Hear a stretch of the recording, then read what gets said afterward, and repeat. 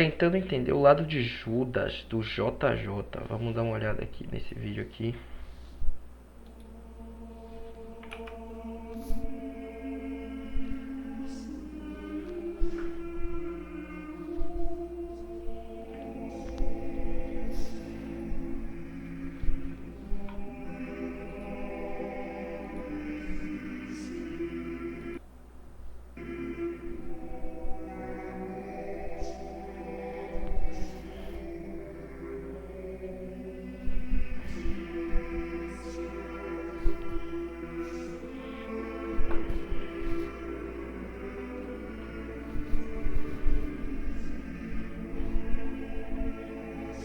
O traidor de Jesus Cristo.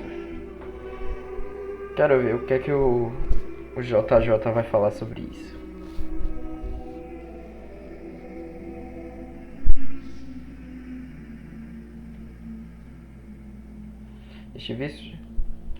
Este vídeo não busca justificar a traição de Judas, mas compreender o contexto bíblico, histórico e espiritual de suas escolhas. O objetivo é aprofundar a reflexão e não relativizar o pecado. Entende?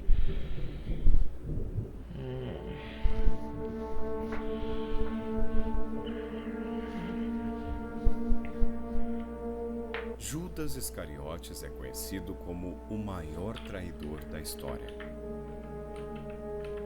Um nome que atravessou séculos como sinônimo de traição. Mas existe um pequeno problema em toda essa história. A explicação bíblica para a sua traição é rasa demais. 30 moedas de prata.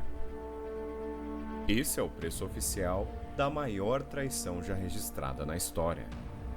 Um valor que, na época, equivalia ao preço de um escravo. E é aqui que a história começa a não fazer sentido. Judas caminhou ao lado de Jesus por 3 anos. Ele viu cegos enxergarem. Viu paralíticos se levantarem de repente. Viu multidões serem alimentadas do nada. Ele não ouviu rumores. Ele estava lá.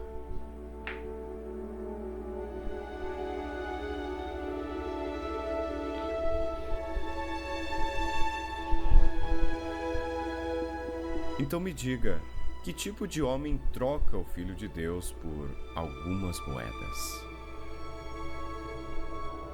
Foi ganância, maldade, influência demoníaca ou existe algo muito mais humano e muito mais perturbador por trás disso?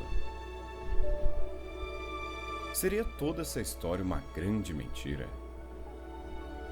Teria Judas sido apenas uma vítima do próprio plano divino? Porque se a crucificação precisava acontecer para que a redenção fosse cumprida, então alguém precisava trair.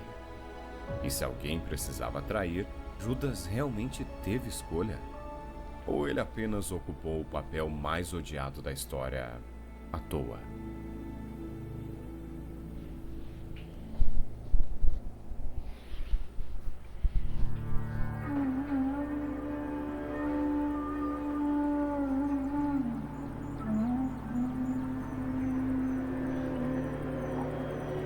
A história de Judas é o típico caso em que a leitura superficial não basta.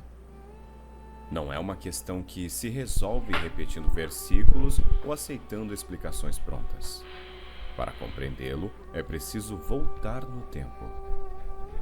É preciso entender o cenário político, a tensão religiosa e o desespero de um povo que havia passado anos em silêncio, esperando por uma resposta dos céus. Judas Iscariotes provavelmente nasceu em Queriote, uma cidade da Judéia. Se essa identificação estiver correta, ele era o único entre os 12 que não vinha da Galileia. Isso não é um detalhe pequeno e muda totalmente a história. A Judéia era o centro político e religioso de Israel, e também a região onde a tensão contra Roma era mais intensa. Isso porque a Judéia era o centro político e religioso de Israel. e também a região onde a tensão contra Roma era mais intensa. Crescer ali significava conviver diariamente Trilha com a sonora presença massa. do Império Romano, com impostos pesados e com um constante sentimento de humilhação nacional. Era óbvio que ele queria um Messias. Desde muito cedo, como qualquer judeu do primeiro século, Judas teria sido educado nas escrituras hebraicas. Com certeza, ele conhecia as promessas feitas a Davi. Conhecia as profecias sobre um Messias que restauraria Israel. O imaginário coletivo não apontava para um mestre espiritual que pregava a mansidão. Apontava para um rei, um líder político, alguém que libertaria o povo da dominação estrangeira. Tenha em mente que 400 anos haviam se passado desde o último profeta reconhecido. 400 anos de puro silêncio. Durante esse período, Israel foi dominada por persas, gregos e, por fim, os romanos. A expectativa messiânica não diminuiu com o tempo. Ela, na verdade, se intensificou.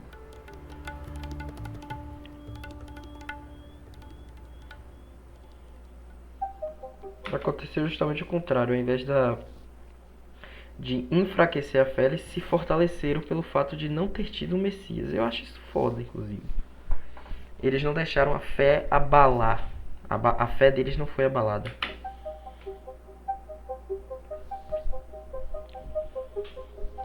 Movimentos revolucionários surgiam e eram esmagados do dia para a noite. Falsos messias apareciam e desapareciam. O ambiente era sempre instável. É nesse cenário que Jesus de Nazaré começa a ganhar grande notoriedade. Quando Judas o encontra, não sabemos exatamente como ou quando, Jesus já atraía multidões para si. Relatos de cura se espalhavam rapidamente. Até mesmo a natureza parecia obedecer às suas palavras. Para um povo que aguardava intervenção divina havia séculos, aquilo não era apenas impressionante, era um grande sinal. Judas é escolhido para fazer parte do círculo mais próximo, os 12 apóstolos. Durante aproximadamente 3 anos, ele acompanha Jesus de vila em vila, presenciando ensinamentos, conflitos com líderes religiosos e demonstrações públicas de poder. Ele não é um observador distante. Ele está inserido no núcleo do movimento. Em determinado momento, Judas passa a administrar a bolsa comum do grupo. Ele se torna responsável pelos recursos financeiros que sustentavam o ministério itinerante. O Evangelho de João afirma que ele desviava parte do dinheiro, mas essa informação aparece em um texto escrito décadas depois dos acontecimentos. Já dentro de uma tradição que o enxerga como traidor, historicamente o que se pode afirmar com segurança é que ele ocupava uma posição de confiança. Enquanto os milagres aumentavam, também crescia a expectativa popular. A entrada de Jesus em Jerusalém, pouco antes da Páscoa, intensificava esse clima.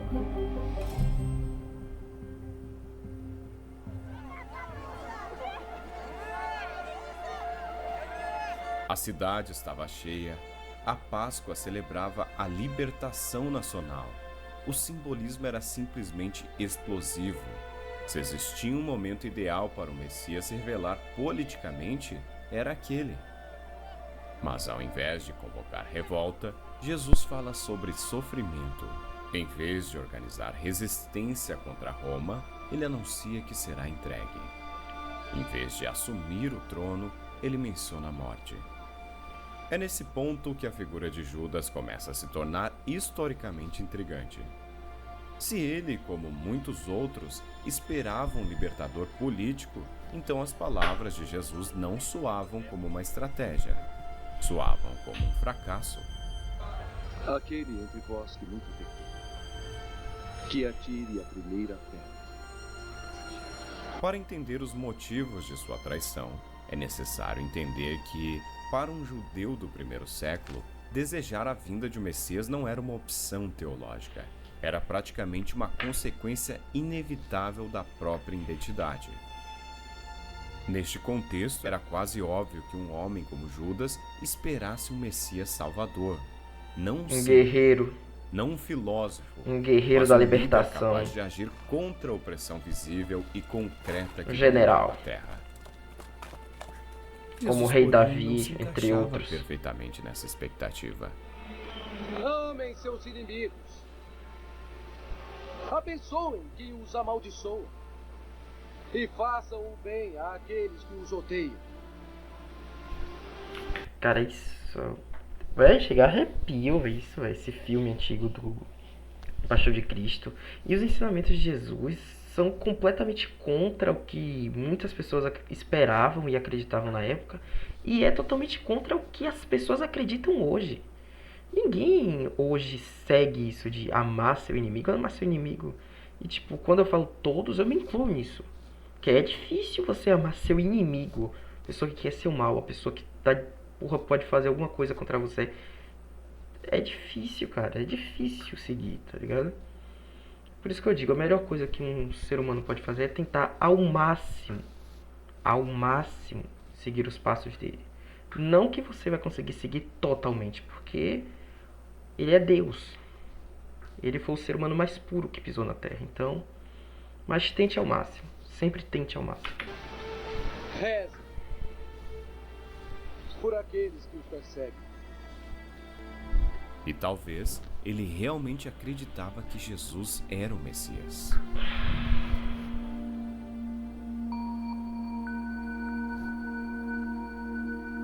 Nesse meio tempo, os principais sacerdotes e anciãos começaram a buscar uma forma de prendê-lo discretamente. O texto bíblico é Fariseus. claro ao afirmar que eles temiam a multidão. Uma prisão pública poderia gerar tumulto e até mesmo uma revolta. E é nesse ponto que Judas entra na narrativa de uma forma decisiva. E esses caras aqui, os fariseus, eles existem hoje. Não tenham dúvidas disso, que existem hoje os fariseus. Se Jesus nascesse hoje, ele seria humilhado e escorraçado por todos os lados. Porque o que eu mais vejo hoje é gente querendo dizer o que Jesus faria. Querendo botar Jesus até dentro de âmbitos políticos. Até dentro de contextos políticos. As pessoas querem botar Jesus Cristo hoje. Né? Então a realidade é que se Jesus Cristo viesse hoje com uma aparência que não agradasse, com palavras que não agradasse alguém, ele seria humilhado, escorraçado, como foi pelos fariseus, como foi, né, pela multidão. Afinal, escolheram Barrabás. Quando você para fazer essa análise, é triste o que o ser humano vem se tornando. Sim. E eu diria que hoje ele seria mais facilmente humilhado e crucificado do que na época. Segundo os evangelhos, ele procura os líderes religiosos e oferece uma solução: entregar Jesus longe da multidão. Não em praça pública e não durante o dia, mas em um momento isolado. Isso era estrategicamente crucial, pois a traição de Judas não consistia em revelar quem Jesus era, mas em indicar o local e o momento exato em que poderia ser preso sem resistência popular. É por isso que tudo isso ocorre durante a noite. Na noite da última ceia, Jesus celebra a Páscoa com seus discípulos, e durante a refeição ele anuncia que um deles o trairia. Após a ceia, Jesus segue para o jardim do Getsemane, um local conhecido fora das muralhas da cidade. Era um lugar onde ele costumava se reunir com os discípulos, e Judas sabia disso. Durante a noite, Judas chega acompanhado por guardas do templo e servos dos líderes religiosos. não eram, a princípio, soldados romanos, mas uma força ligada à autoridade judaica. Somente depois o caso é encaminhado a Pilatos, pois apenas Roma tinha autoridade para aplicar a pena capital.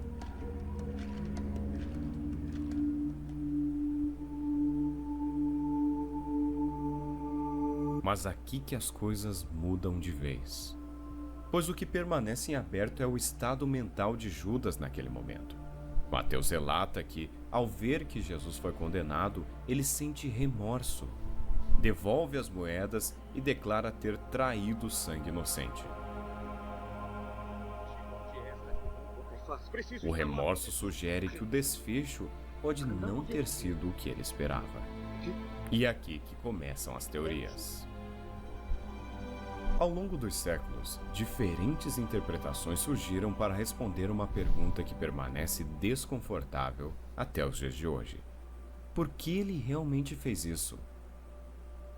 A primeira explicação, e a mais tradicional, é a ganância. O problema é que 30 moedas de prata não representam uma fortuna significativa. Não era dinheiro suficiente para justificar o risco político e moral envolvido. Além disso, o próprio relato de Mateus descreve que ele devolve o valor pouco tempo depois, tomado por remorso. Se o dinheiro fosse o verdadeiro objetivo, por que abandoná-lo tão rapidamente?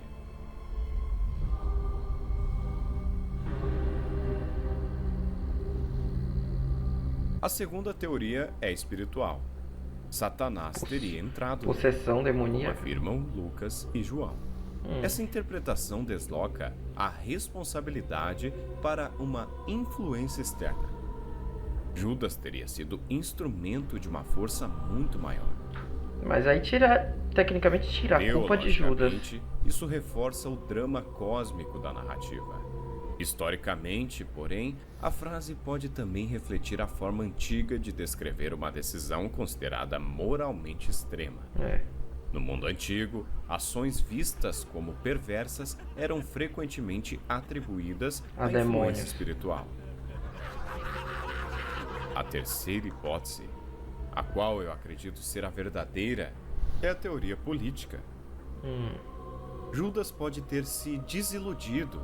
Ele talvez acreditasse que Jesus era o Messias, mas esperava um Messias diferente. Um guerreiro, Um líder falei. disposto a confrontar Roma diretamente. Alguém disposto a fazer uma revolução. Quando percebe que Jesus levante fala do cada vez exército. mais sobre morte, entrega e sofrimento, a frustração pode ter se tornado insustentável. Nesse cenário, a traição não seria motivada por ódio, mas por decepção. Judas pode ter tentado forçar Jesus a agir. Ao entregá-lo às autoridades, ele criaria uma situação limite. Se Jesus fosse realmente o Messias poderoso que demonstrava controlar a natureza e a vida, aquele seria um momento inevitável para revelar sua autoridade. Um confronto direto poderia desencadear a revolução esperada. Mas a reação de Jesus não foi resistência, foi rendição. Compaixão. Perdoai-os, Pai, pois eles não Alguns sabem o que estudiosos fazem. também sugerem que Judas pode ter interpretado as palavras de Jesus sobre ser entregue não como resignação, mas como linguagem simbólica. Quando ele diz na ceia que um dos discípulos o trairia, ele se sente neste papel de entregá-lo. Talvez acreditasse que, ao colocá-lo em uma situação de ameaça real, Jesus finalmente seria obrigado a agir.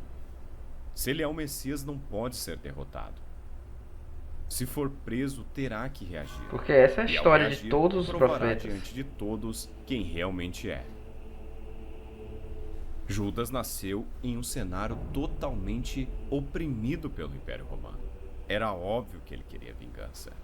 Enquanto Jesus pregava totalmente o oposto de vingança. Se Judas esperava uma demonstração pública de poder, aquele silêncio pode ter sido devastador. E o remorso descrito em Mateus ganha outro peso sobre essa hipótese. Ele não se arrepende imediatamente após receber o dinheiro. Ele se arrepende ao ver que Jesus foi condenado. Isso sugere que o resultado final não era o esperado. Obviamente, essa hipótese política não transforma Judas em herói, mas o torna mais compreensível. Ele Não deixa de tira a ser um culpa vilão dele. unidimensional movido por moedas e passa a ser alguém que pode ter acreditado demais em uma expectativa errada. Talvez ele tenha sido o homem que não entendeu o tipo de Messias que estava diante dele e pagou o preço mais alto por conta disso.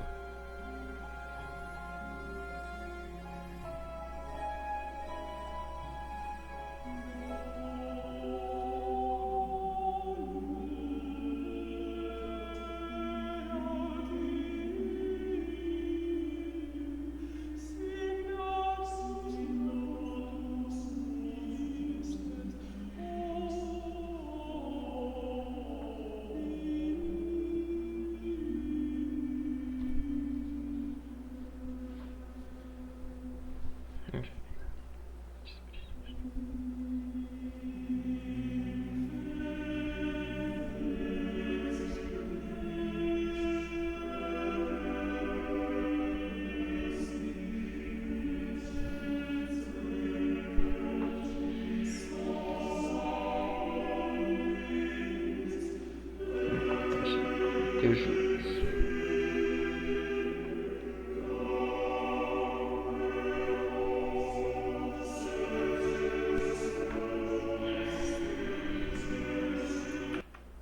Velho, análise muito foda do JJ. Minhas considerações finais para esse vídeo é: eu concordo em partes sim, em partes não. Não acho que anule ou justifique ou tenha contexto, porque ele estava cercado de pessoas que acreditavam em Jesus, que acreditavam no trabalho dele. Então, ainda assim, não é uma justificativa ou explicação.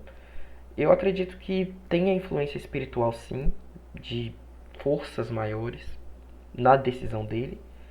E realmente, mas não é uma linha totalmente descartável, porque sim, a linha de profetas e messias que o povo de Israel teve foram grandes guerreiros, foram libertadores. Então faz sentido, né? Deixa aí o que você acha.